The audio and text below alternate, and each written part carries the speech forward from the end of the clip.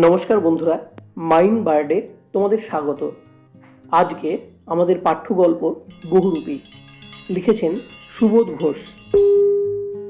হরিদার কাছে আমরাই গল্প করে বললাম, শুনেছেন হরিদা কি কাণ্ড হয়েছে? উনানের মুখে ফু দিয়ে আর অনেক ধোঁয়া উড়িয়ে নিয়ে হরিদা এইবার আমাদের কথার জবাব দিলেন। না, কিছুই শুনিনি। জগদীশবাবু যে কি কাণ্ড করেছেন শোনেননি হরিদা? হরিদা, না রে ভাই, বড় মানুষের কাণ্ডের খবর আমি কেমন করে শুনবো, আর আমাকে বলবেই বা কে? 7 দিন হলো এক সন্ন্যাসী এসে জগদীশবাবুর বাড়িতে ছিলেন। খুব উঁচু দরের সন্ন্যাসী, হিমালয়ের গুহাতে থাকতেন। সারা বছরে শুধু একটা হরিতকি খান, এছাড়া আর কিছুই খান না। সন্ন্যাসীর বয়সও 1000 বছরের বেশি বলে অনেকেই মনে করেন। হরিদা, সন্ন্যাসী কি এখনো আছেন, না চলে গিয়েছেন? আক্ষেপ করেন হরিদা। থাকলে একবার গিয়ে পায়ের ধুলো নিতাম। তা পেতেন না হরিদা, সে ভয়ানক দুর্লভ জিনিস। শুধু ওই একা জগদীশবাবু ছাড়া আর কাউকে পায়ের ধুলো নিতে দেননি সন্ন্যাসী। হরিদা, কেন? জগদীশবাবু একজোড়া কাঠির খড়মে সোনার বোল লাগিয়ে সন্ন্যাসীর পায়ের কাছে ধরলেন। তখন বাধ্য হয়ে সন্ন্যাসী পা এগিয়ে দিলেন। নতুন খড়ম পড়লেন, আর সেই ফাঁকে জগদীশবাবু পায়ের ধুলো নিয়ে নিয়েছিলেন। হরিদা, বাহ, এ তো বেশ মজার ব্যাপার। হ্যাঁ, তাছাড়া সন্ন্যাসীকে বিদায় দেওয়ার সময় জগদীশবাবু 100 টাকার একটা নোট জোর করে সন্ন্যাসীর ঝোলার ভিতরে ফেলে দিলেন। সন্ন্যাসী হাসলেন আর চলে গেলেন। গল্প শুনে খুব গম্ভীর হয়ে গেলেন হরিদা। অনেকক্ষণ চুপ করে রইলেন। আমরা কি বলছি বা না বলছি সেদিকে হরিদার যেন কানই নেই। হরিদা, উনুনের আগুন তখন বেশ গনগন হয়ে জ্বলছে। আমাদের চায়ের জন্য এক হাঁড়ি ফুটন্ত জল নামিয়ে দিয়েই হরিদা তার ভাতের হাঁড়িটাকে উনুনে চড়ালেন। শহরের সবচেয়ে সরু এই গলিটার ভেতরে এই ছোট্ট ঘরটাই হরিদার জীবনের ঘর, আর আমাদের 4 জনের সকাল সন্ধ্যার আড্ডার ঘর। চা, চিনি আর দুধ আমরাই নিয়ে আসি। হরিদা শুধু তার উনুনের আগুনের আঁচে জল ফুটিয়ে দেন।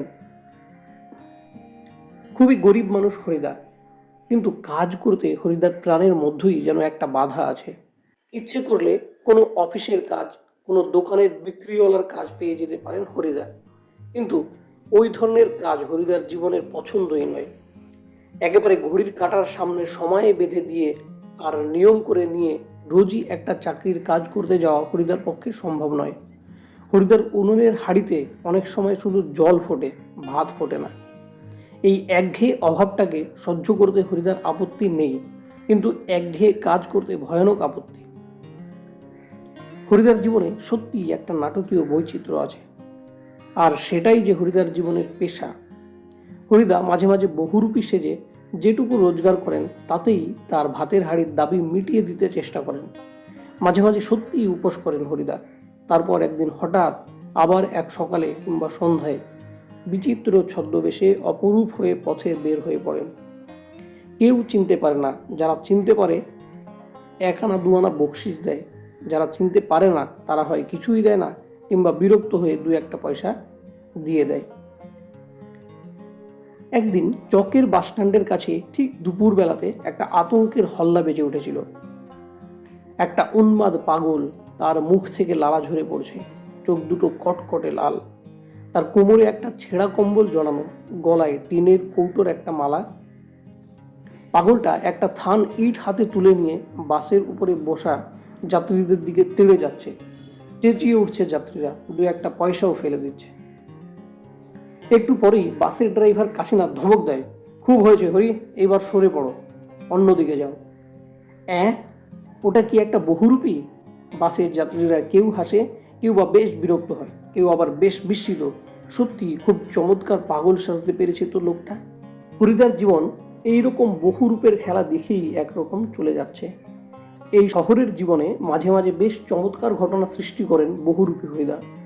সন্ধ্যার আলোয় সবেমাত্র জ্বলেছে, দোকানে দোকানে লোকজনের ব্যস্ততা আর মুখরতা জমে উঠেছে। হঠাৎ পথের উপর দিয়ে ঘুঙুরের মিষ্টি শব্দ ঝুমঝুম করে বেজে বেজে চলে যেতে থাকে। এক রূপসী বাইজি প্রায় নাচতে নাচতে চলে যাচ্ছে। শহরে যারা নতুন এসেছে তারা দুই চোখ বড় করে তাকিয়ে থাকে, কিন্তু দোকানদার হেসে ফেলে। হরির কাণ্ড, এটা একটা বহুরূপী নাকি? কারো কারো মুগ্ধ চোখের মোহভঙ্গ হয়, আর যেন বেশ একটু হতাশ স্বরে প্রশ্ন করে ওঠে। বাইজির ছদ্মবেশে সেদিন হরিদার রোজগার মন্দ হয়নি। মোট 8 টাকা 10 আনা পেয়েছিলেন।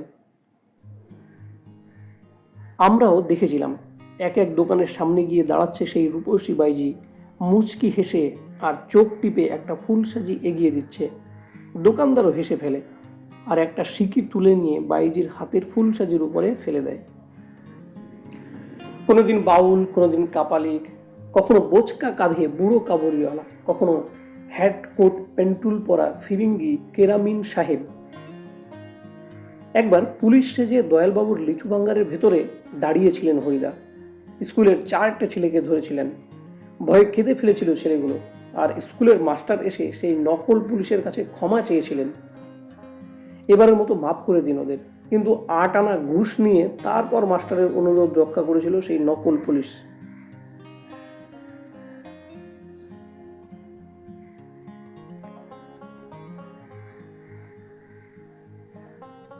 নকল পুলিশ হরিদা। পরদিন অবশ্য স্কুলের মাস্টারমশাইয়ের জানতে বাকি থাকেনি কাকে তিনি 8 আনা ঘুষ দিয়েছেন, কিন্তু মাস্টারমশাই একটুও রাগ করেননি, বরং একটু তারিফই করলেন।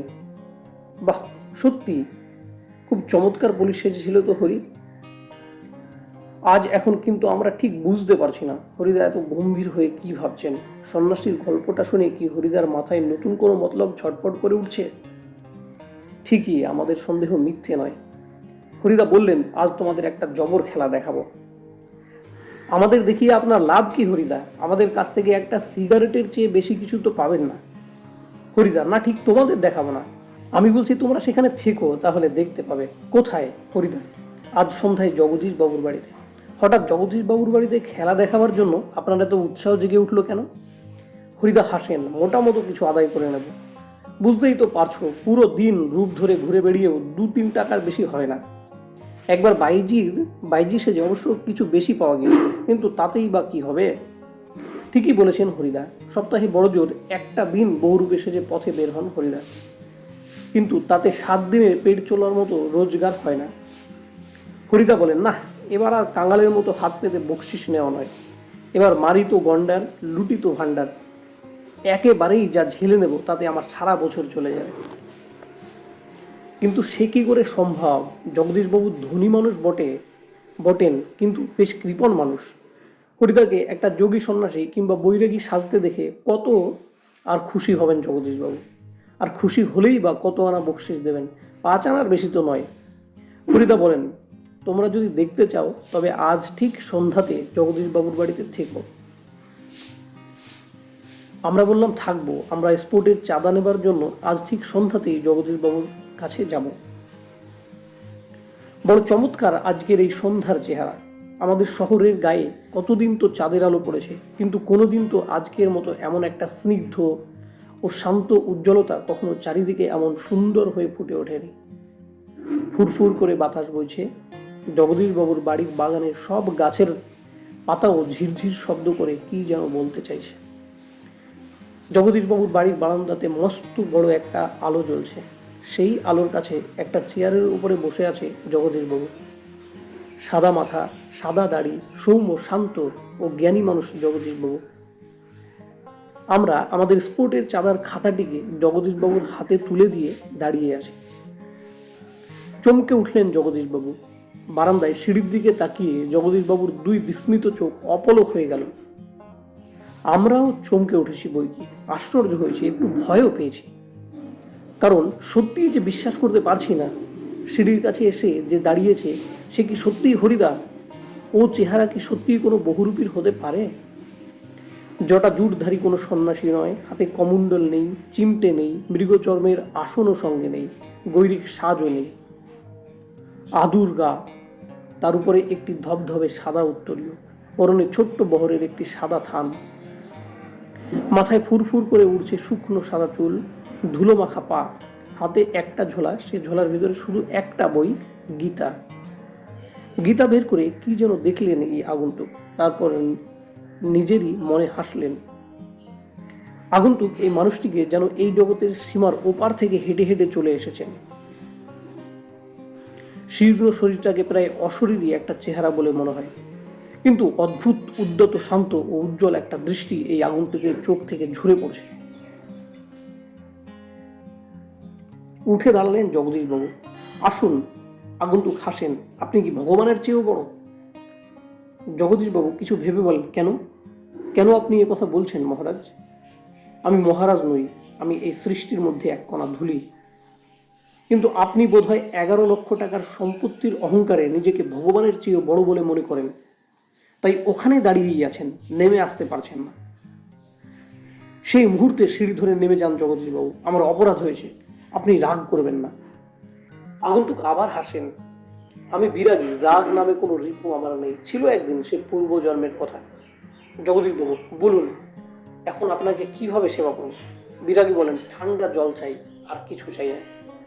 ঠান্ডা জল খেয়ে নিয়ে হাঁপ ছাড়লেন বিরাগী।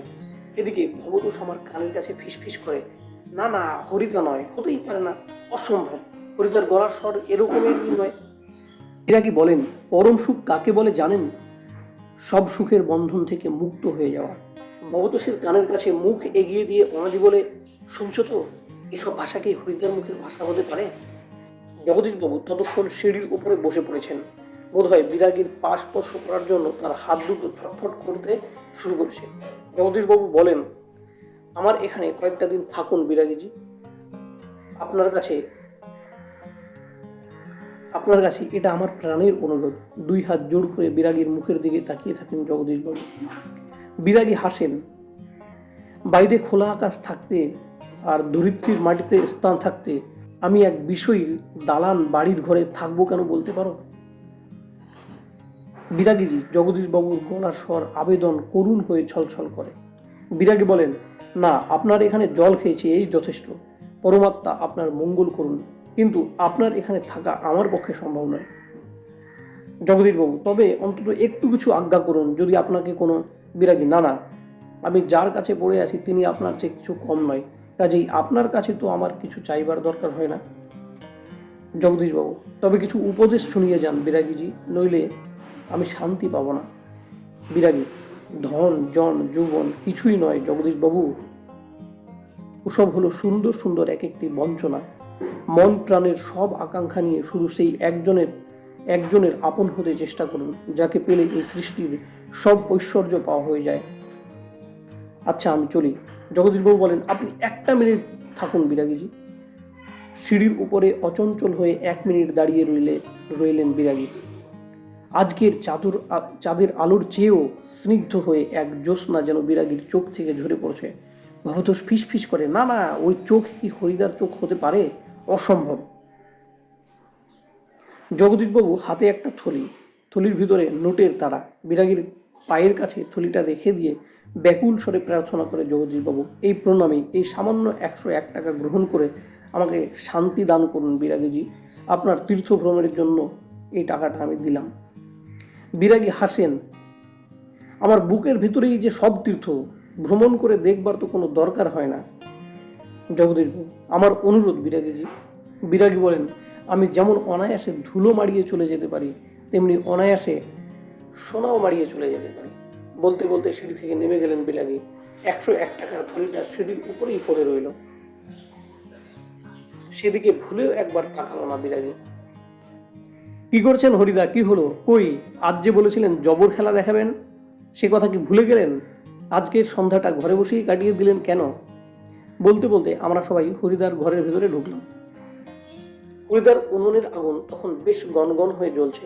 উনুনের উপর হাড়িতে চাল ফুটছে, আর একটা বিড়ি ধরিয়ে নিয়ে হরিদা চুপ করে বসে আছে। আমাদের দেখতে পেয়ে লজ্জিত ভাবে হাসলেন। কি আশ্চর্য! চমকে ওঠে ভবতোষ। হরিদা, আপনি তাহলে সত্যি বের হয়েছিলেন? আপনি বিরাগী? হরিদা হাসেন, হ্যাঁ রে ভাই, ওই তো সেই সাদা উত্তরীয়টা পড়ে রয়েছে মাদুরের উপর, আর সেই ঝোলাটা, আর সেই গীতা। অনেদি বলে, একই কাণ্ড করলেন হরিদা, জগদীশবাবু তো কত টাকা সাধলেন, অথচ আপনি একেবারে খাঁটি সন্ন্যাসীর মতো সব তুচ্ছ করে সরে পড়লেন। হরিদা, কি করব বল, ইচ্ছেই হলো না। শত হোক। ভবতোষ, কি? হরিদা, শত হোক, একজন বিরাগী সন্ন্যাসী হয়ে টাকা ফাঁকা কি করে স্পর্শ করি বল? তাতে যে আমার ঢং নষ্ট হয়ে যায়। কি অদ্ভুত কথা বললেন হরিদা। হরিদার এ কথার সঙ্গে তর্ক চলে না। আর বুঝতেও অসুবিধা নেই, হরিদার জীবনের ভাতের হাঁড়ি মাঝে মাঝেই শুধু জল ফুটেই সারা হবে। অদৃষ্ট কখনো হরিদার এই ভুল ক্ষমা করবেন না। অনাদি বলে, কিন্তু আপনি তো জগদীশ বাবুর কাছে গিয়ে আর কখনো? চেঁচিয়ে হেসে ওঠেন হরিদা। যাবই তো, না গিয়ে উপায় কি? গিয়ে অন্তত বকশিসটা তো দাবি করতে হবে। বকশিস? চেঁচিয়ে ওঠে ভবতোষ। সেটা তো বড় জোর ৮ আনা কিংবা ১০ আনা। হরিদা বিড়ি মুখে দিয়ে লজ্জিত ভাবে হাসেন। কি আর করা যাবে বল, খাঁটি মানুষ তো নয় এই বহুরূপীর জীবন, এর বেশি কি আর আশা করতে পারে। শেষ অবধি সঙ্গে থাকার জন্য ধন্যবাদ। আজকের ভিডিও এই পর্যন্ত।